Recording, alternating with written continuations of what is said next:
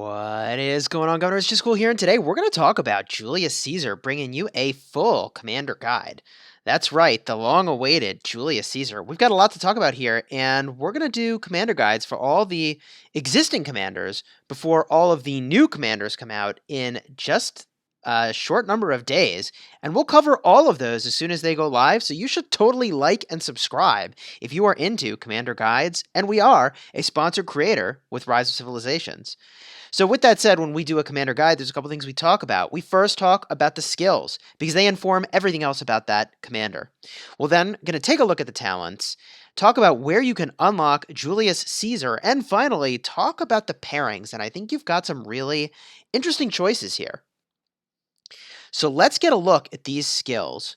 The very first skill makes it so that for the next 5 seconds, and that is kind of a long time, your troops' attack and defense are elevated by 20 and 30% respectively. The second skill makes it so that you reduce the damage taken by Julius Caesar's troops by a max of 10%, and when this army has been reduced to 60% of their units or less, they have a 10% chance to further reduce damage taken by an upwards of 30% for the next 3 seconds whenever their troops are attacked, and this effect can only trigger once every 5 seconds. Now, when is this particular skill good?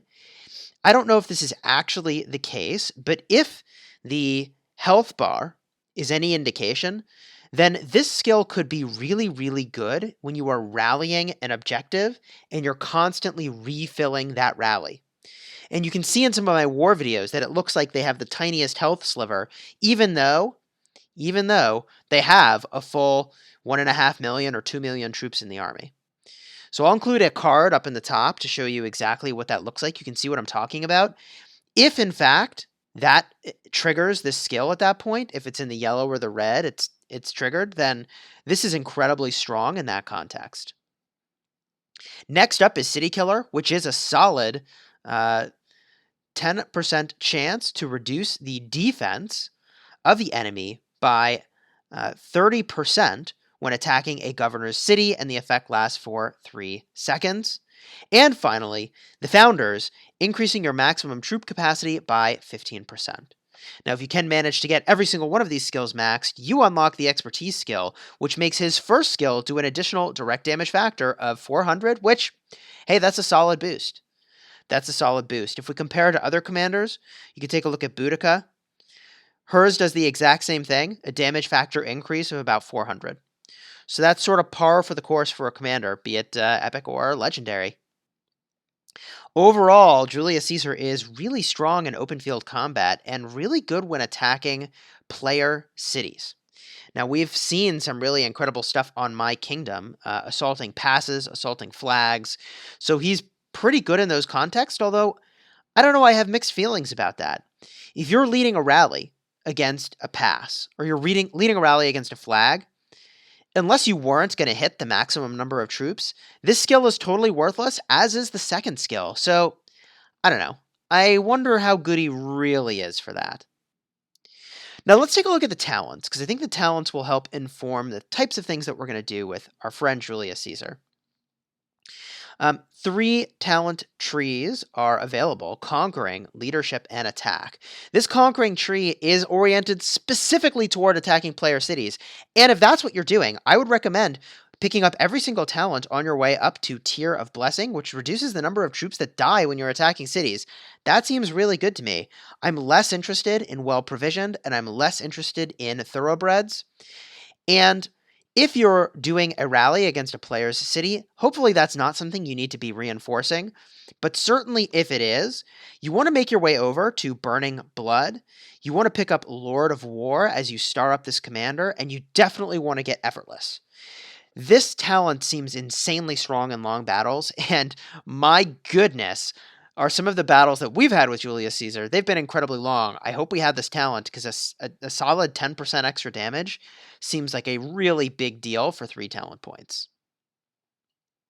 A couple other things you might look at if you're rallying other player cities is to pick up fresh recruits for the maximum troop capacity, which, again, is only really relevant if you are otherwise not going to hit your maximum rally capacity.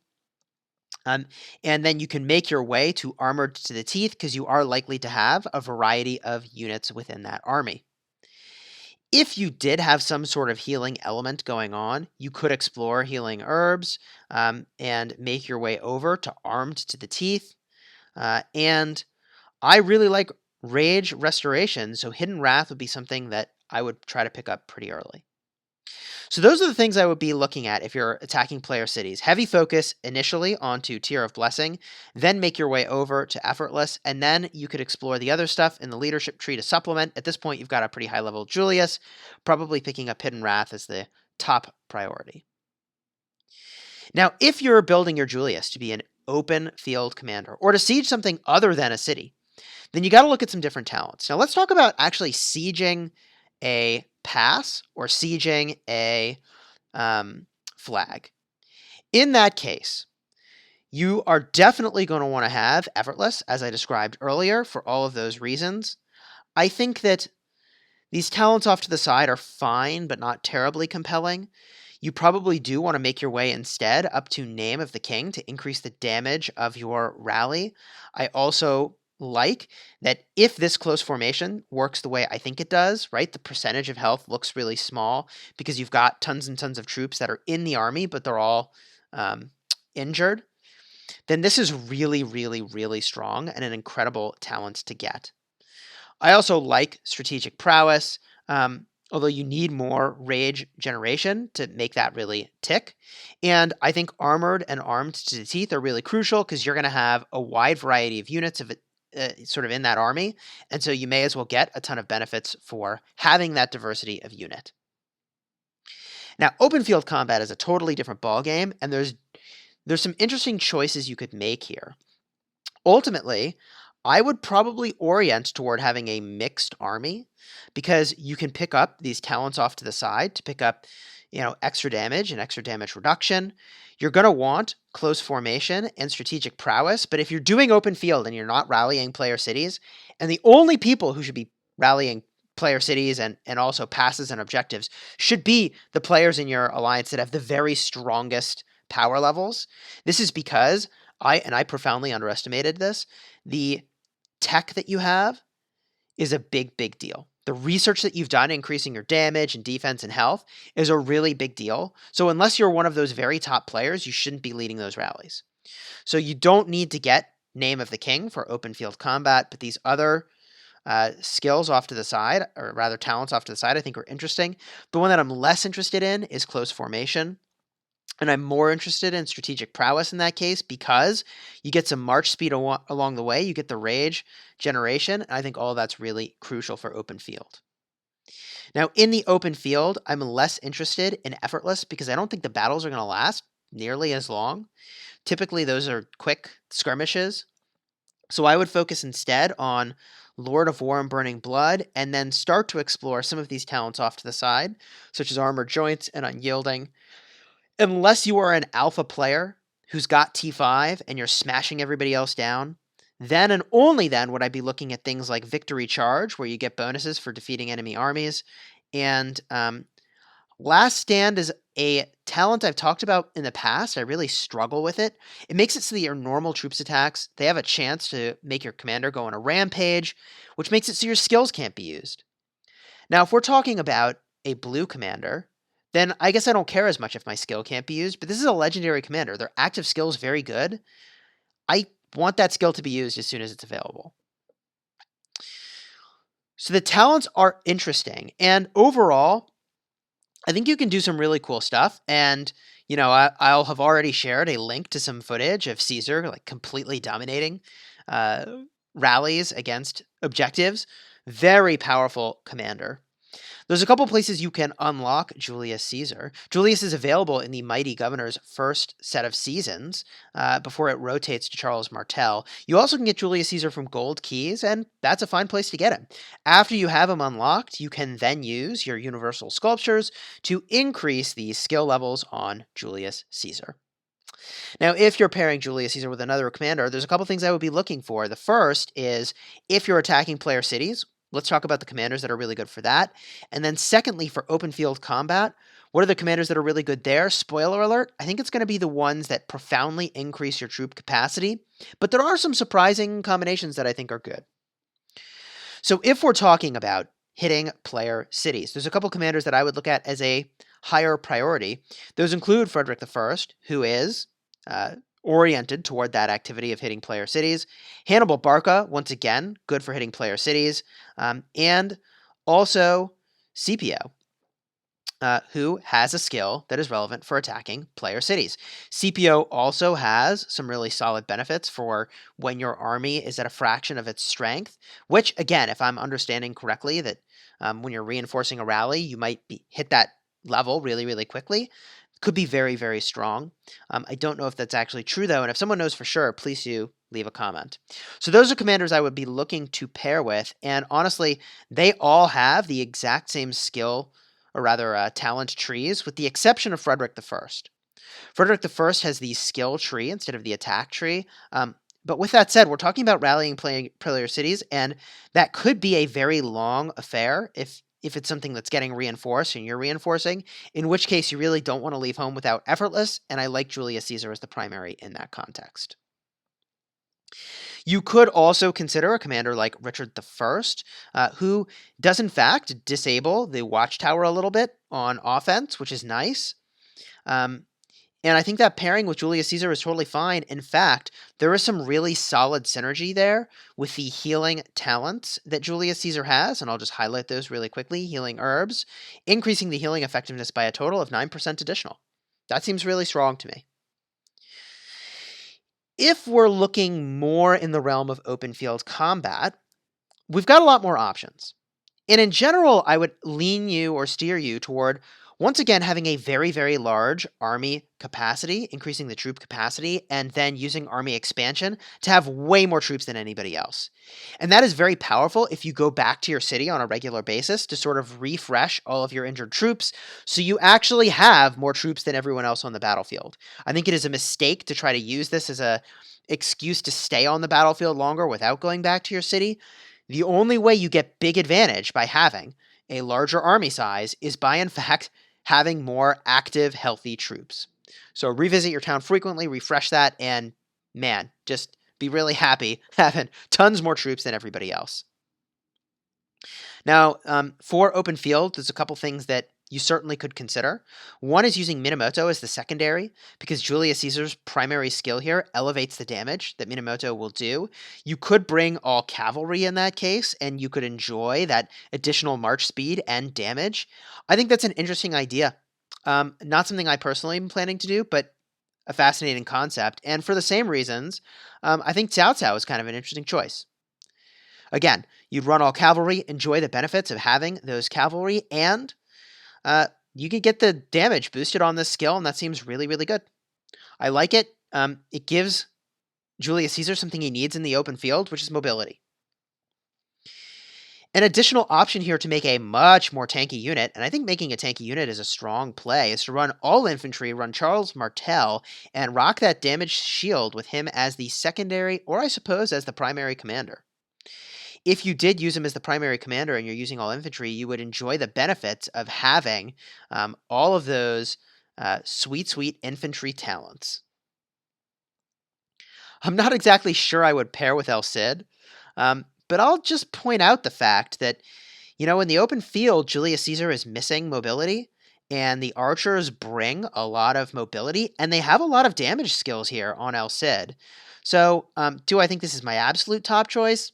Probably not, but, let's say you get below 50% army strength, you can move really quickly, make your way back to town, or stay in the fight and have some elevated damage.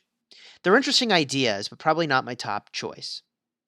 Now, in the early game, you might be looking to pair with an epic commander. You could look at a commander like Boudica, who is a generalist. You could have a mixed army, or you could have a single troop if you wanted. You probably will be going the mixed army route, and I love that she basically does a little bit of everything. She's debuffing the enemy, she's restoring rage, doing damage, all excellent, and benefits as the primary or the secondary. In a similar vein, you could use Kusunoki, rock all archers. Probably not my first choice, but something you could do. More in line might be Joan of Arc, dropping huge buffs for all of your allies.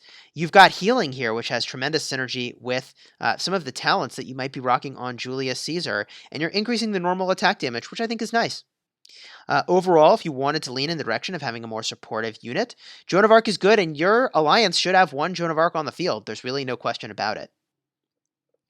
Keying back in on that single army unit type that we were talking about earlier, you could go the cavalry route. There is healing synergy with the talent on Caesar, and there's damage synergy where the damage will be elevated here. And I love the rage restoration, which is something that Julius Caesar was really lacking. I think this could be a fine pairing.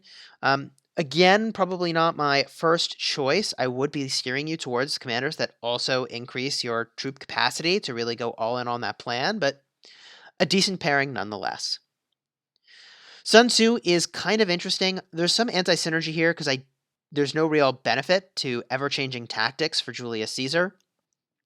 You'd use Sun Tzu as the secondary, and the benefit, if you did rock like full infantry, is that you'd have some area of effect damage, and the damage will be elevated by Julius Caesar's first skill.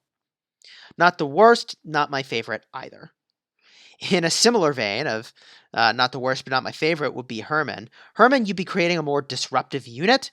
You'd have more mobility if you brought all archers. And there's some chance to do kind of extra damage, which, I think is fine, but just doesn't excite me terribly much. The final commander we might be taking a look at here is Ulgi Mundak. You'd rock full infantry. You're making a little bit more of a punching bag unit. You want a lot of folks to hit you because you have damage reduction, and when you're hit, there is a chance to increase the damage of your army.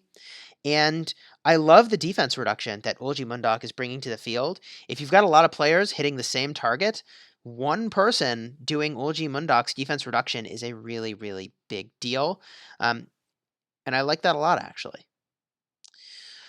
I suppose there's one commander that all of us, most of us don't have, and that's Yi Song-ye. And you could rock all archers, and the damage will be boosted really profoundly after Julius Caesar's first skill. But for the same reason I don't love Sun Tzu, I don't love Yi Song-ye. The damage boost here is not really helping what Julius Caesar is doing on his primary skill. So, my friends, I think Julius Caesar can be incredibly strong when sieging other player cities, but I would caution you that the person who should do that is the player who has some of the very, very strongest tech in your alliance and the strongest commanders in your alliance and the high rally capacity. And spoiler alert, that's not most players.